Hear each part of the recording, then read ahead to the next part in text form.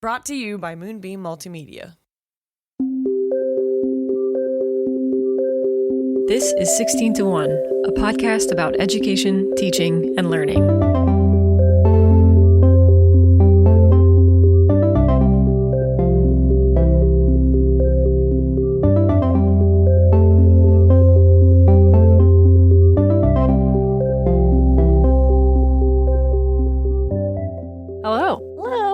How are you? Great, how are you? Good. I'm excited for today's episode. I learned a lot. Oh my gosh, we have so much to unpack. We're talking about education within the U.S. prison system, state and federal prisons, which is not a topic that I knew a lot about. I feel like we just scratched the surface, but it is one that we chose because we both wanted to learn more about it. Yeah. And because I wanted to get an update on some of this in terms of more recent movement, state level legislation to try to further educational outcomes for the incarcerated. But on the whole, this is still very new territory for the U.S. to try to deliver programming effectively in prisons. But with varying levels of success. Yes. Very interesting topic. Did you have anything that you wanted to mention before we got into that? No, let's just jump in. We'll do that in just 1 second. Never mind, we're not jumping in. We will jump in later. We'll jump in, but after this quick message, which is we want to remind you, sign up for the 16 to 1 podcast email newsletter if you want to get the latest updates, episode announcements, resources, and workshop offerings from Moonbeam Multimedia. That is us. And if there's a story in your local educational community that you think we should cover, we'd love to hear about it. Please contact us using our website or write at hello@16to1.com.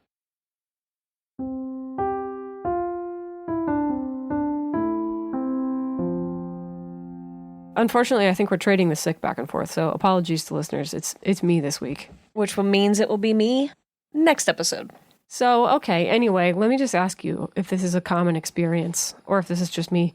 Do you ever decide that you want to start a podcast because you want to learn more about stuff in your professional field, like education, for example? Okay. And then you do that, but you get gut punched. By all the truth? By everything that you learn. Nightmare. Over and over again. And you go from naively researching because you want to be an informed, responsible human being who treats people with dignity and respect. And you learn more about these things in order to do that. And then you learn and you're just like, what is wrong? With everything. With everyone and everything. Question mark. Exclamation point. Have you had that experience? I have. Okay. I wonder if our listeners have had that experience listening to podcasts. If they've been conscious at all for the last 10 years, probably.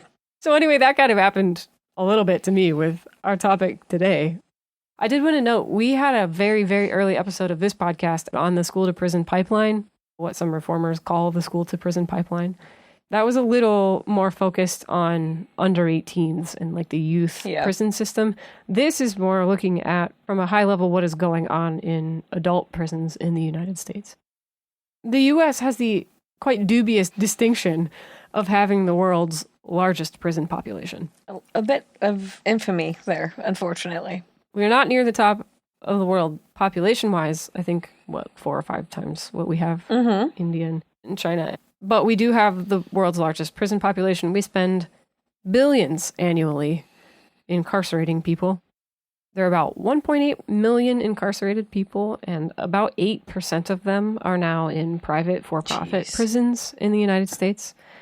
Prison population statistics are shifting right now in real time, and it's also currently difficult for us to track, at least it was for us as researchers for this episode, because the Federal Bureau of Prisons and several other reporting authorities for this kind of stuff are currently not publishing regular reports or have taken old ones down. We'll put these in the show notes, but we captured a couple of screenshots of these lists. I sorted countries by incarceration rate and then just pure incarceration numbers. Of course, we top the incarceration numbers list. There are only 4 countries with higher incarceration rates than ours. Those are Turkmenistan, Rwanda, Cuba, and El Salvador. So I hate these charts. I'm just trying to decide what do I even want to say. So I think my parents would just say, don't say anything. Okay. The admittedly limited reform toolbox available to people who are concerned about the U.S. prison system does include educational programming within correctional institutions. There are federal mandates about the delivery of what's called adult basic education. That's a K, kind of like K through 8 equivalent. Secondary education, the GED, as an alternative to a high school diploma, and post-secondary vocational and literacy programming. This is again at the federal level. All institutions offer literacy classes, and English as a second language ends up being an important one that in the prison systems it gets used as a kind of a wedge of mandating English, but that is another part of the education system within federal prisons. Yeah. There are parenting classes, wellness education, adult continuing education, library services to some extent. We're going to keep mentioning privatizing in prisons because it's a huge force in the American prison system. And a lot of the services, even with respect to like continuing learning and communication and stuff like that, if there's an opportunity for those services to be privatized, you can bet that somebody is trying to privatize. They're going to. It will be if it can be. If there's a way to make money by interjecting some system as a middleman between correctional inmates and the outside world, somebody will try to put themselves in that scenario. So in most cases in federal prisons, inmates who don't have a high school diploma or a GED have to participate in a literacy program for a minimum of 240 hours or until they obtain a GED. The Bureau also does facilitate some post-secondary opportunities and vocational and kind of like occupational training. There's some traditional college coursework available, but inmates are responsible for funding this, and we'll talk more about how they do that later. But would you like to tell us a little bit about, at the state level, what services look like? So as you might expect, state to state, this is quite a patchwork mess of services that are and are not offered, and uneven laws in many places. And it does remain true in state prison systems, as it does in every public education system, that your zip code determines a lot more about what services and opportunities in education you'll receive. It's the same issue in a different place, right? But it's the same thing. Yeah, we looked at a couple different state systems. I can't remember which one it was that you were showing me, but it was like a table of what's offered where. And, you know, some of the prisons had all of the checks, and some of them had only a few. A few checks, yeah. So, varies by state and by prison system. One of the things we looked at was a report done in 2024 by the Mackinac Center for Public Policy.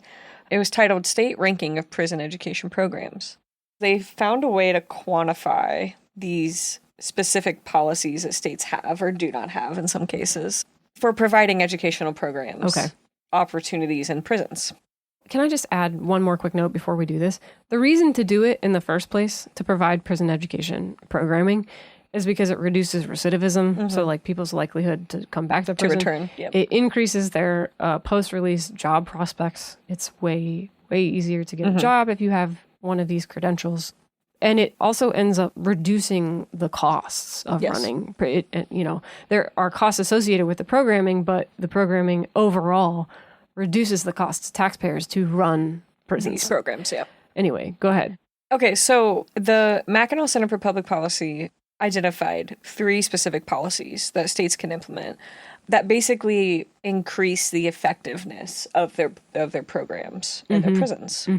So the 3 things that they were looking at were an automatic enrollment in educational programs for inmates that lack certain educational attainment, the establishment of a school district or state office to oversee the adult prison education, and a provision of sentence reduction incentives for participation or completion of these educational programs.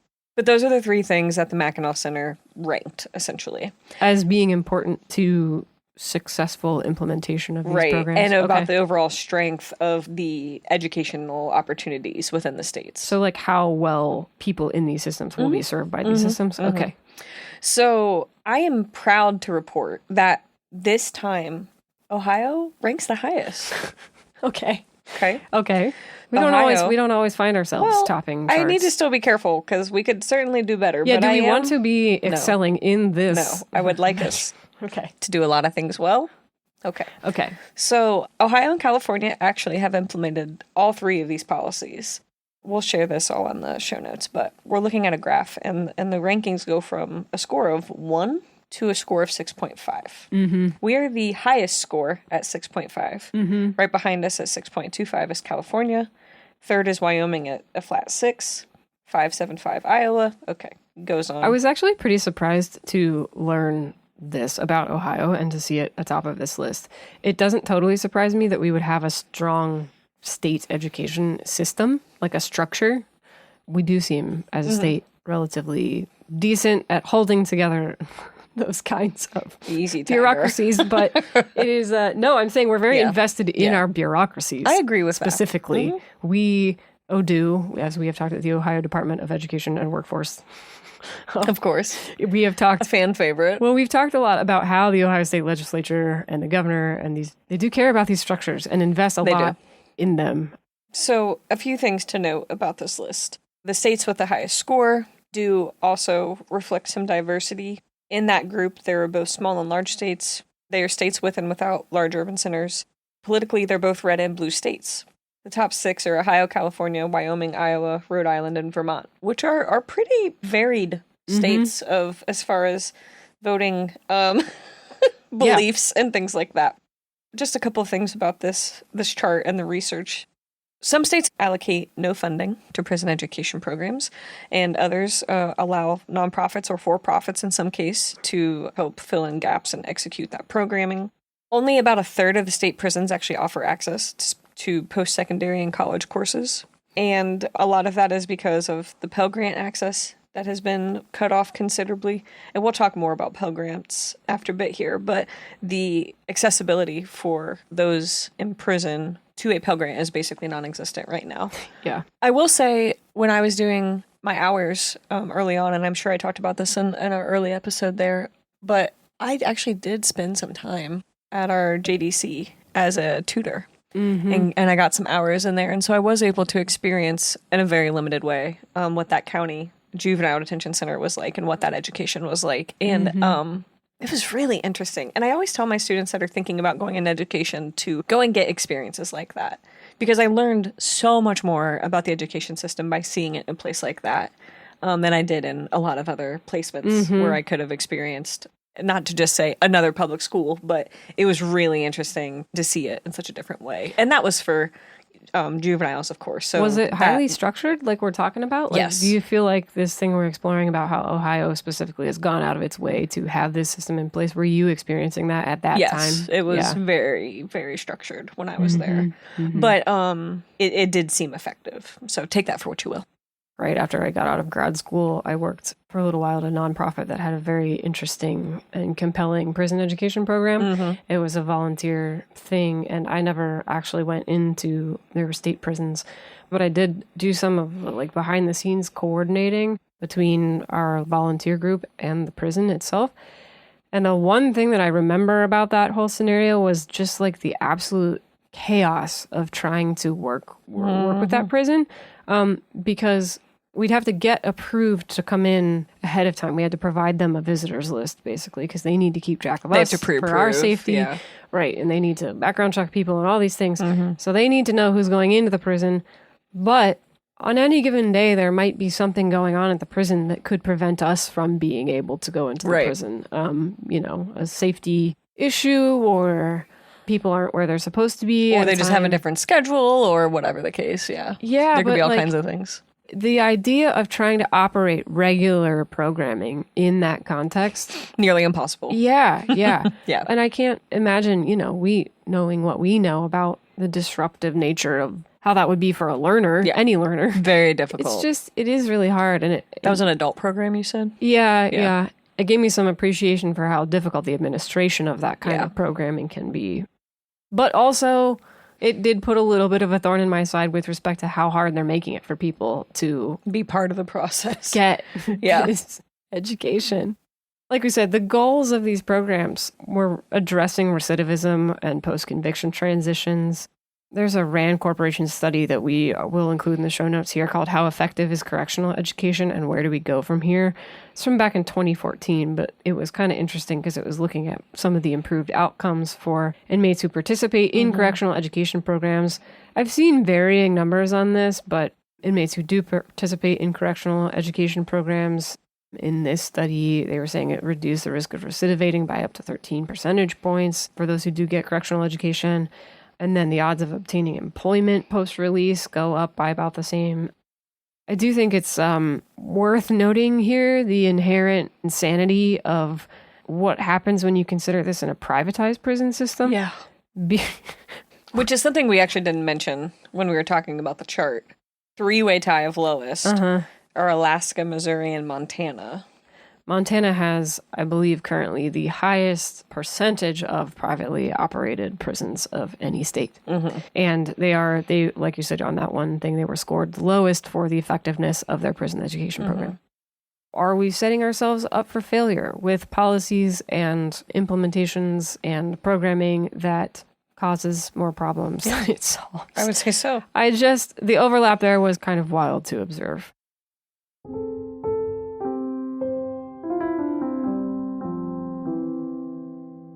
Why don't you tell us a little bit about who runs these programs? What kinds of teachers show up in these contexts? Yeah.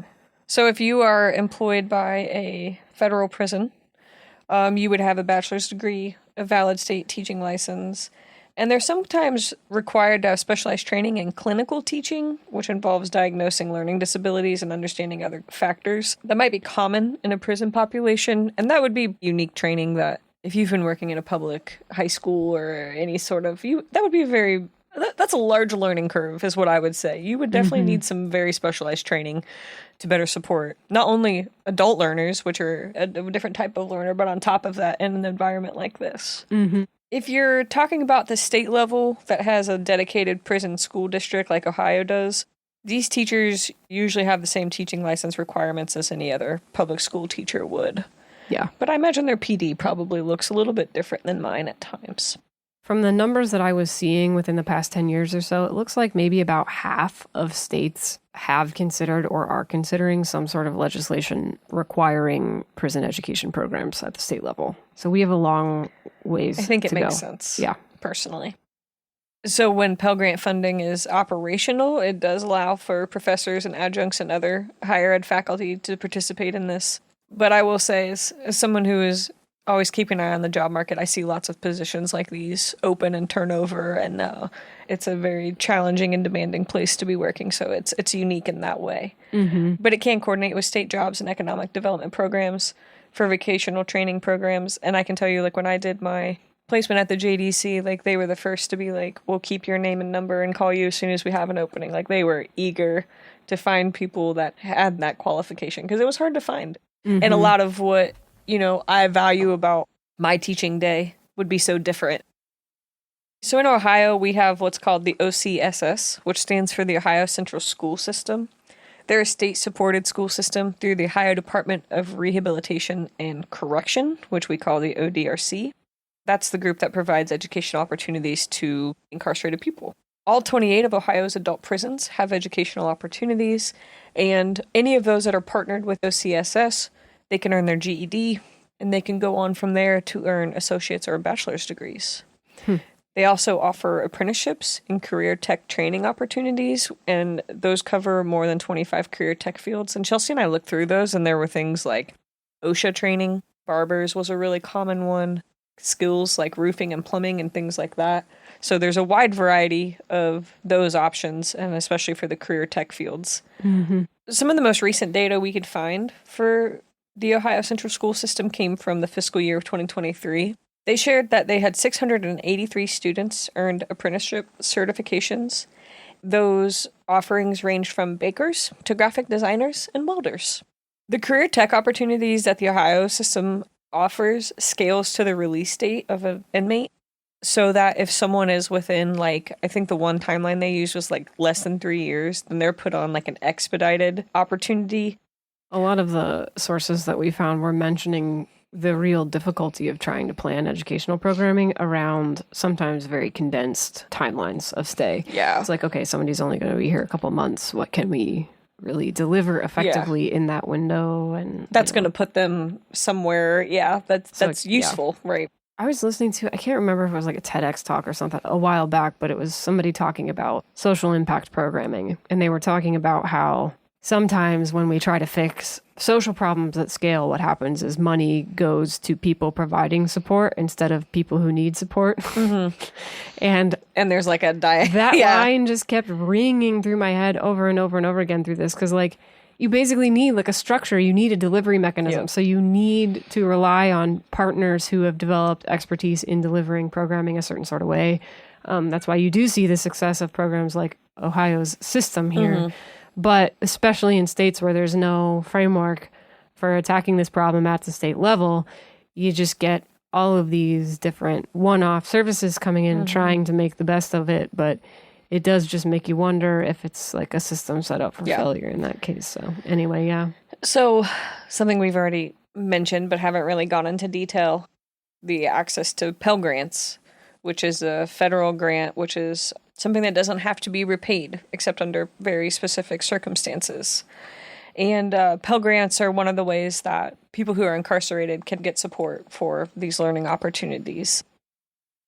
But there's a problem with that. Well, there's a few problems with that, actually. Let's just go ahead and start at the top. There are a few problems with this. One of them... which ones we're going to talk about Let me right start now. at the top. One of the problems is that federal Pell Grants are usually awarded only to undergraduate students who display exceptional financial need, and they have not yet earned a bachelor's, a graduate, or any type of professional degree. So this would be like a non-traditional Right. Pell Grant recipient. Right. If you are incarcerated, though, they have a different set of stipulations for receiving a Pell Grant. You are eligible for a Pell Grant if you're enrolled in an approved prison education program. You can get federal supplemental educational opportunity grant and federal work study funds if you qualify, and if you can't get federal student loans. Now, some of this is fine, but the first problem is that you have to be enrolled in an approved prison education program, and not all incarcerated people are in a place with an approved prison education program. So they couldn't, for example, reach out to a local community college if there's not already some sort of like structure. And it has to be approved by the state. Yeah. So that's one issue. Now, on top of that, so we're going to go back to 1994 really quickly. Oh. To the federal crime bill, which barred incarcerated individuals from receiving a Pell Grant. This is what? Tough on crime, Bill Clinton? Yes. Okay. So this crime bill, though, made it so that incarcerated people could not receive a Pell Grant, which is one of the ways that they can afford to attend, take classes, whatever. In all of the numbers we were seeing across the board, it was post-secondary and college education that made the most difference with respect to the positive outcomes of prison education programs. And after this 1994 federal crime bill, that results in a huge decline in educational opportunities because they have one less way of funding. Now, in 2015, there was a partial eligibility that was restored in what was called the Second Chance Pell program. I remember that. Me too. And I wish I would have paid more attention back then because I wasn't thinking about this episode in 11 years. But now, there is also the First Step Act of 2018. And so these were meant to be ways to better support incarcerated people to have access to education. New problem, though, is that nobody's at the desk anymore to answer the phones to give out Pell Grants in the way that they once did. So now, even though there is funding, it is very difficult right now for anyone to get approved for a Pell Grant, especially as an incarcerated person. The people that you contact to administer these programs are currently busy, not operating at their posts in the Department of Education. It's a nice way to put it. Yeah. So, like I said, the desk is empty, but the phone is ringing. So that's part of the problem. So our system remains in a state of disadvantaging itself. I would say if you're curious about this, you should start investigating your state's prison education system, see what they have. Call your state representative. And ask questions. I think it's important, and I will definitely be paying better attention to this school system and how it works and the partnerships that they have. And one of the ones I was reading about quite a bit was a partnership that the prison system in Ohio has with Ashland University. And it was really interesting to read about some of these adults who are then going to Ashland for classes and things like that because they've started earning credits. Yeah, credit transfer was another one of the systemic difficulties in delivering programming like this because people can be all over the place by the time they're released or whatever it may be. So interesting stuff. So yeah, poke around, ask questions, find out.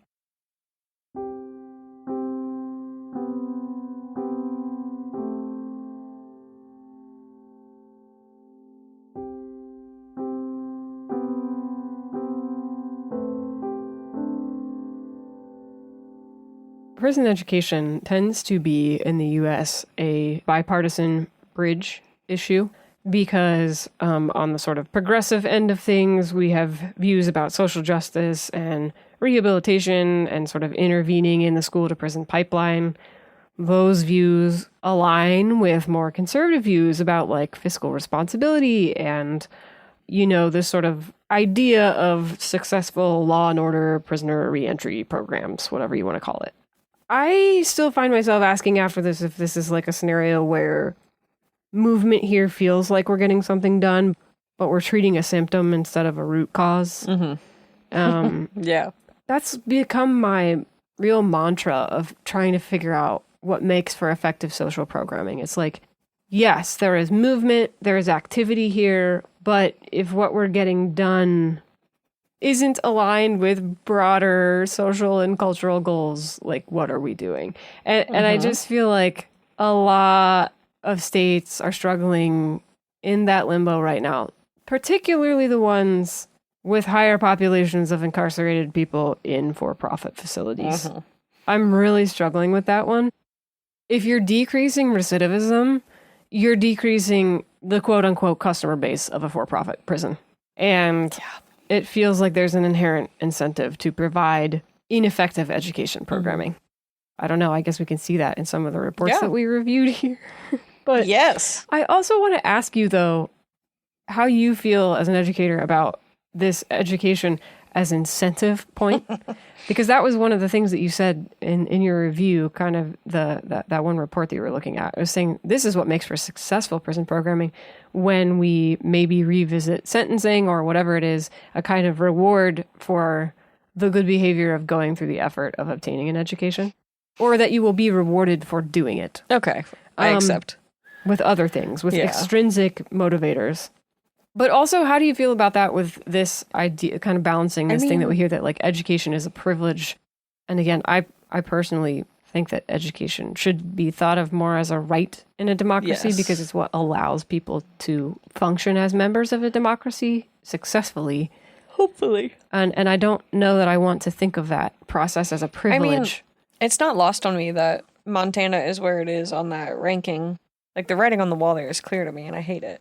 I think that's my problem. I'm always going to have a problem for-profit prisons. Yeah. What incentive does a for-profit prison have to educate people to decrease? You know, like, isn't that just slugs for salt? So that's not lost on me at all. But that just makes me angry. I didn't watch Shawshank Redemption this many times to be not mad about the prison education system. One of your favorite movies. I mean, if you're not wanting to go start a library at Shawshank right now, then what's the point, Andy Dufresne? We got to teach everybody how to do their taxes. What do you think of this situation, though, where education is a right and a privilege and tied up in a reward system, like all at once? Well, what do you think about, like, mitigated sentences? I would be interested to see that data. I would love to see what that means for those people. I would love to see the recidivism of that. Here's what I would say about it. It all depends on what your goal is. That's a good point. If your goal is rehabilitating and allowing people to transition and become people who contribute to the economy, if that all is your goal, then all of this, you know, investing in education makes sense. If your goal is strictly punitive, which is another way of looking at prison systems, then education systems don't make sense. Yeah, I agree with that. It just comes down to how you want to prioritize those goals in a system of justice. I agree with that. And I think maybe if I wasn't a teacher speaking about this would feel differently. But I think there's some level of it that I just can't lose. It's very hard for me to pull away from the idea of just the inherent good of educational like education opportunity. is good. So like access to education is good, and which is why we're not questioning it here. Which is by the like way. why I'm like, yeah, of course. I don't know, maybe I really did watch Shawshank Redemption too many times, but like I'm thinking about all of the failures of Shawshank, and I'm like, well, haven't learned anything new since that movie came out. Okay, well, speaking of learning new things, let me ask you one final question here. Oh gosh. About prison education programs themselves, because there's a lot of effort around like gaining a GED. With all of the changes, even what we've been talking about over the pod over the last couple of years with like mass media, digital literacy, all of these things, do we feel like a standard GED or even same question, but with other coursework that people might be High undertaking. school diploma. Yeah, whatever high school diploma. Do those things meet the demands of the job market right now? Phew. We're asking it of everybody. Who is meeting the demands of the job market Whoever can answer right that now? question, I would love to talk to you. Do I think that's enough? No. Do I think it's a step? Yes. Are we setting people up to enter into an economy that doesn't exist anymore? Yeah, I mean, I think we are, but I would still rather them have these things. If a GED is a stepping block, get it. I would always rather you have it than not, even though I don't think you're going to be as prepared for the world as you need to be. But I say that as someone who doesn't think that they can currently prepare high school students not incarcerated for the world that's coming for them. Right. So, like, I'm speaking at like the place of I want to do the best we can for everybody, no matter what that launching point is. Every little bit counts. Yeah.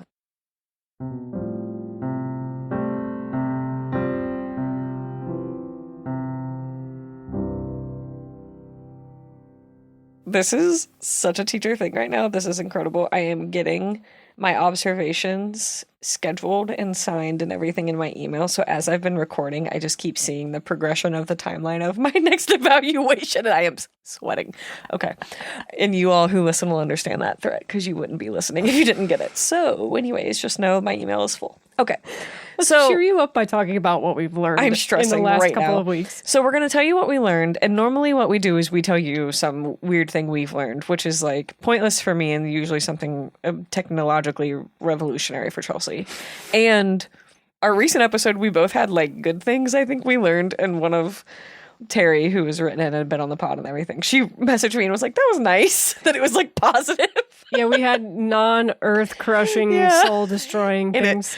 It made me laugh because I don't really always think about that part of what we learned. So for this episode, I came across some, and I'll link it in the show We fell down a notes. rabbit hole. I read about the Mariel Cubans. Yeah, you were reading some legislation that was restoring Pell Grant eligibility. Yes. And there was this line in it like, with respect to the Mariel Cubans. Right.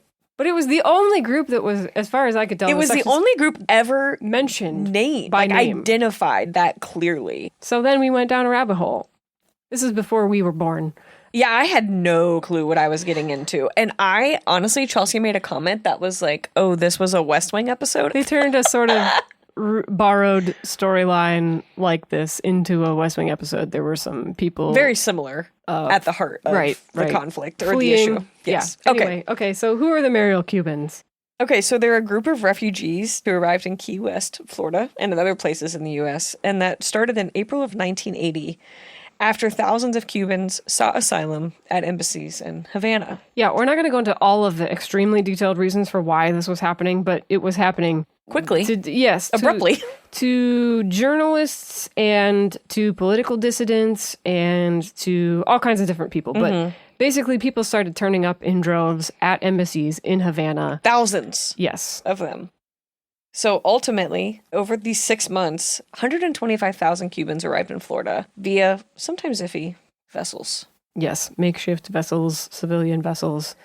This happened because Fidel Castro announced that the port would be open to anybody who wanted to leave. To leave, yeah. If you wanted to get out, you could. I was reading it back over it. It sounded like an invitation, but it was more like a get out. It really was.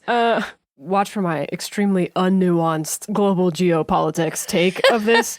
But Jimmy Carter is the president at this time. And at first, he's trying to be welcoming. He's treating these people like refugees. Yeah, people who are people seeking asylum, yeah. The sheer scale of this movement very quickly overwhelms the U.S.'s ability to deal with the problem. Jimmy Carter starts getting all this political flack. Which Jimmy Carter doesn't like. He's good at collecting political flack. It eventually is revealed that Castro has sort of used this opportunity to make whoever he considers to be politically undesirable. He's othering people.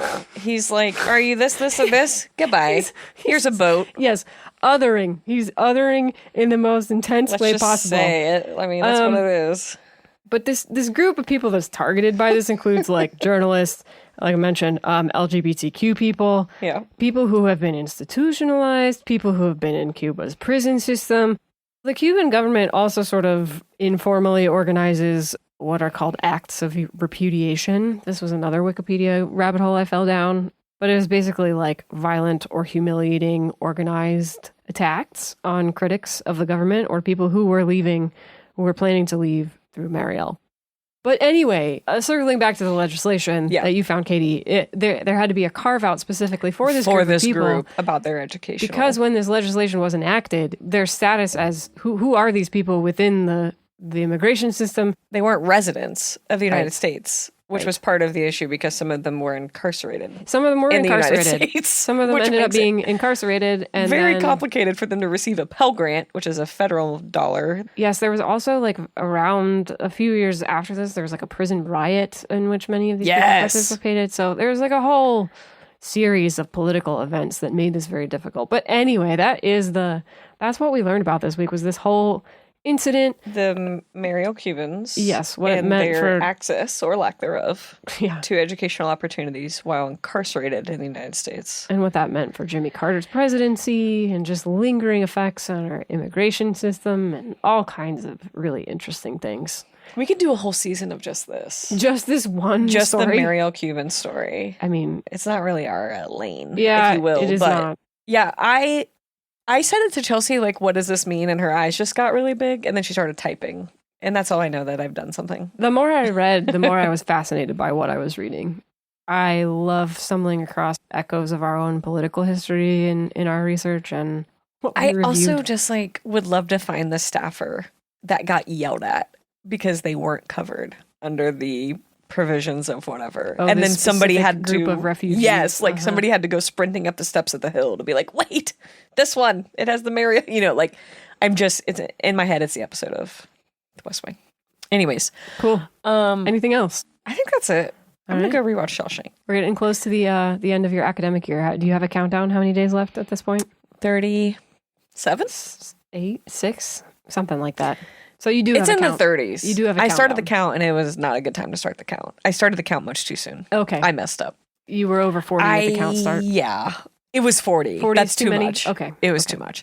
Anytime your countdown starts and you've barely started the last 9 weeks, you're in trouble. Okay. So yeah, it's not much of a countdown when it's just a whole quarter. All right. We'll talk to you again in 2 weeks. Bye. Bye.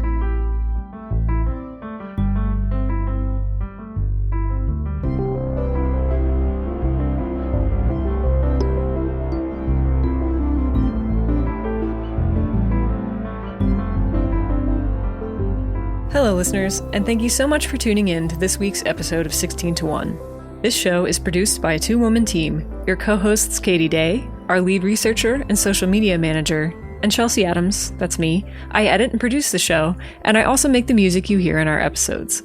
Visit our website at 16to1.com for show notes and resources, or to get in touch with us.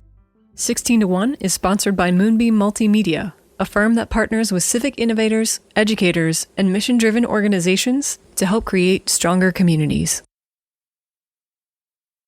1601 podcast. Ready?